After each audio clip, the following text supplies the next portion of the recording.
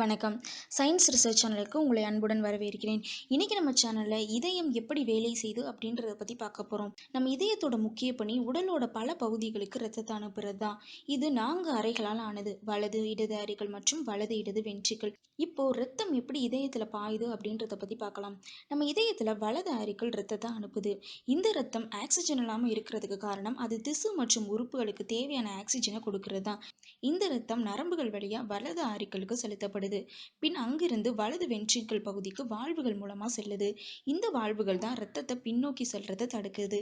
வலது வென்ட்ரிக்கிள் பகுதிகளிலிருந்து திரும்ப இந்த ரத்தம் நுரையீரலுக்கு பால்மனரி வால்வுகள் மூலமா செலுத்தப்படுது. இங்கு நுரையீரல் ஆக்சிஜனை ரத்தத்துக்கு அளிக்குது. ஆனால் வலது வென்ட்ரிக்கிளுக்கு ஆக்சிஜன் ஏற்றப்பட்ட ரத்தத்தை எல்லா உடல் பகுதிக்கும் அளிக்கிற அளவு திறன் இல்லை.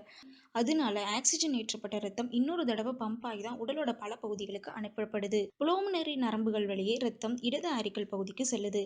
அங்கிருந்து மிட்ரல் வால்வுகள் வழியா இடது வென்ட்ரிக்கிள் பகுதிக்கு செல்லுது.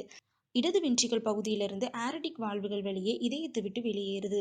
அங்கிருந்து உடலோட பல பகுதிகளுக்கு ரத்தம் எடுத்து செல்லப்படுது. இந்த செயல் மறுபடியும் நடந்துதான் இதய துடிப்பு ஏற்படுது. என்ன நேயர்களே, இன்னைக்கு நம்ம சேனல்ல இதயம் எப்படி வேலை செய்யுது அப்படின்றத தெரிஞ்சிருப்பீங்க. இந்த மாதிரி அறிவியல் சம்பந்தமான கேள்விகள் உங்களுக்கு எதுவும் இருந்துச்சுன்னா கீழே கமெண்ட் பாக்ஸ்ல சொல்லுங்க.